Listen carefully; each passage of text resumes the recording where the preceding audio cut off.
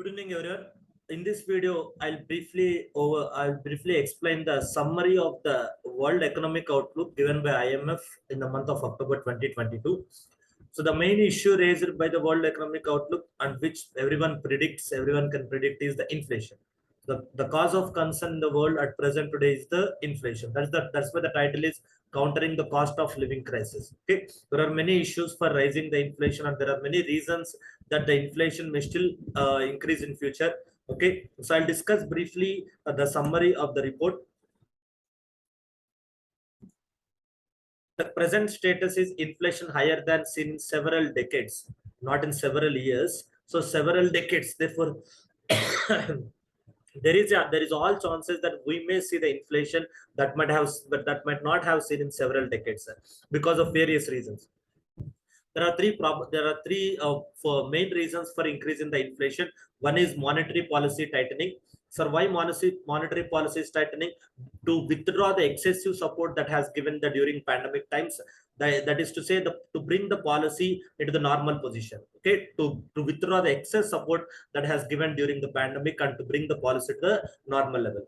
And everyone knows Russia's invasion of Ukraine also increases the prices of energy, and still the COVID is not closed. Still the problem persists, mostly in China. So still the COVID completely closed. We are expected to face this inflation. Next, these are the growth numbers. So these numbers are very worrisome.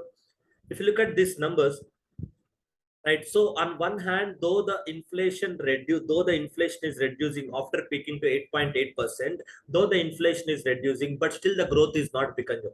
Okay, there are 2 points here. One is, though inflation is reducing, it is not reaching to the pre-pandemic level. Definitely, the inflation will be more than the pre-pandemic level. Number two, the growth may not reach pre-pandemic level. So on one side, though inflation is reduced, but it is not reduced to a comfortable zone, and on the other side, growth is not increasing. Growth is not increasing. On top of that, reaching that inflation numbers of 6.5 it appears like a God's grace. There are high chances of not reaching that limit of 6.5, that by expected percentage of 6.5. If everything goes well, then we can reach that 6 point, but there is all chances that everything may not go well. These are the reasons what the IMF says: upward inflation surprises. Risk to the outlook remain unusually large. So whatever we are expecting, that outlook, the risks to the outlook are unusually large. We can't even tolerate, and we can't even ignore that numbers. That those are unusually large, and that is not to the upside. Those risks are to the downside.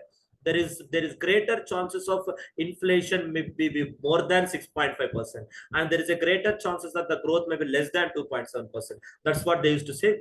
And coming to the inflation, among the advanced economies, the situation is almost similar. In the advanced economies like US and Europe, they have to follow the same same or at least to similar set of policy stances. But coming to the developing economies and emerging economies, the policies to be taken vary from country to country. We need diverse set of solutions for that.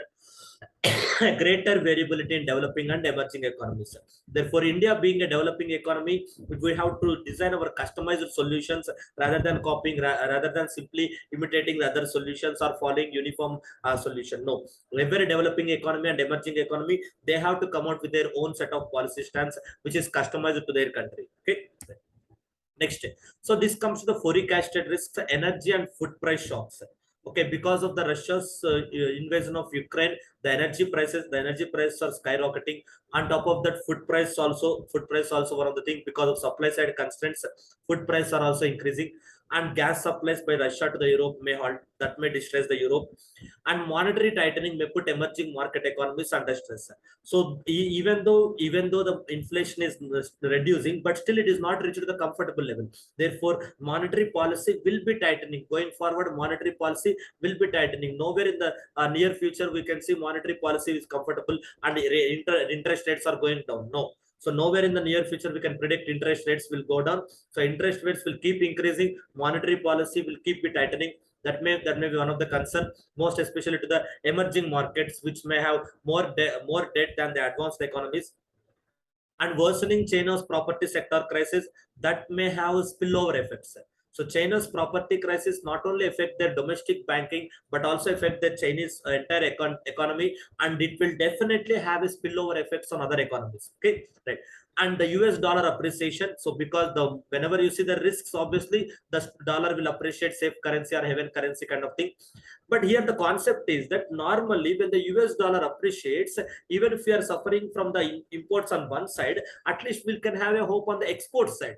Exporters will get more revenue. But here, due to these cross-border tensions, our exports may not increase, but our imports may increase with higher US dollar payments.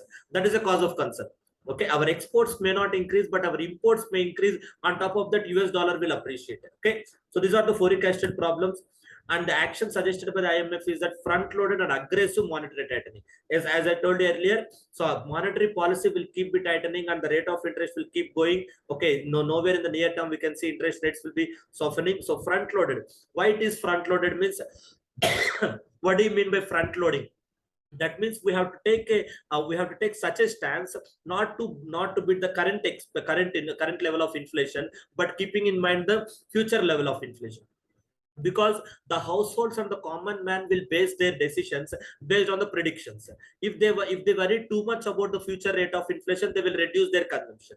Okay, not excessive consumption should be avoided, no doubt about that, but reducing the consumption below normal level may not be a good to the economy. It may reduce the output, it will reduce unemployment. Therefore, to give a kind of assurance to the household or common citizen, IMF, central banks will try to keep the monetary policy under tightening conditions only. To give a kind of assurance to the households, that don't worry too much about the inflation. We are here to do whatever is possible from our side. Okay, so that is not but front loaded. And fiscal policy priority is to protect vulnerable groups. So fiscal policy, so as the inflation is skyrocketing, middle class or above middle class people may be able to manage it, but how about the below middle class people and below poverty line people? So for them, fiscal policy is supposed to give support, and intensifying structural reforms to improve productivity. This may ease, at least to some extent, supply side constraints. So we have to increase the productivity. We have to come out with an innovative solutions. And as we discussed in the energy crisis, so we have to speed up the process of green energy transition so that we can handle to the reasonable extent, at least to the extent possible, the energy crisis. This is all about the suggested actions. And end of the day, if you see shocking possibilities, what the IMF said, if everything goes well, if we can manage very well, like monetary policy is correct in calculating the risks to the inflation, and physical policy staying the course, and no politicizing and cooperation between various economies. So monetary policy should stay on course. They should calculate accurately about the inflation. Based on that, they have to take the decision. And physical policy should be lenient only to the extent required to protect the vulnerable groups, but not beyond that. Because if you observe the physical policy, on one side growth is reducing, on the other side cost of debt is increasing. So due to increase in inflation, government has to support the poor people. For that, government expenditure will increase. For that, government borrowing will increase. On the other hand, the cost of borrowing will increase. Government may borrow more money at higher rate of interest.